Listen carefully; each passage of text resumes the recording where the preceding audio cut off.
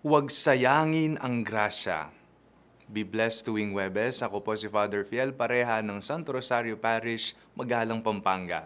Tara po at magkapit pandasal na tayo.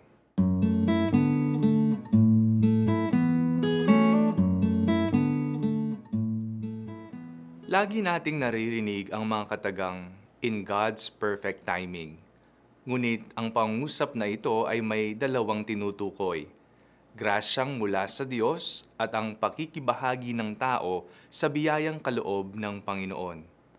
May isang Diyos na nagbibigay at tayong tao'y tumatanggap. Laging magkasama, hindi pwedeng isa lamang, hindi pwedeng magmukmuk na lamang at maghintay.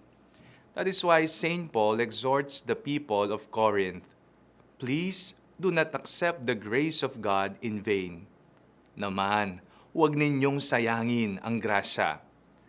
Ang daming biyayang ibinibigay sa atin ng Diyos. Huwag sana natin itong sayangin. We are always saying in God's perfect timing, pero di tayo aware na nandyan na sa harapan natin ang ating ipinagdarasal. Baka di lang tayo nakahanda sa pagtanggap sa grasyang ibinibigay niya. Or we are expecting something grand or the exact image of what we prayed for.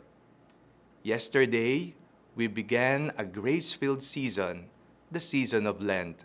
Ang Kwaresma ay panahon ng grasya. At binubuksan natin ang panahong ito sa pamamagitan ng pagpapahid ng abo. As if we are being reminded that without God's grace, we are nothing. The ashes that you will receive reminds that you came from God, and in God you will return. Hindi lamang basta abo na inaapak-apakan at walang halaga, kundi ikaw ay nanggaling at nilikha ng Diyos, mahal ng Diyos at babalik ka sa Kanya. We often say, in God's perfect timing, and as we begin a perfect time, a grace-filled season, huwag nating sayangin ang pagkakataong ito. Huwag nating sayangin ang biyayang hatid nito. Amen. Manalangin tayo. Panginoon, ngayong panahon ng Kwaresma, naway Ikaw ang laging makasama. Huwag sana naming sayangin ang mga grasyang iyong hatid. Amen.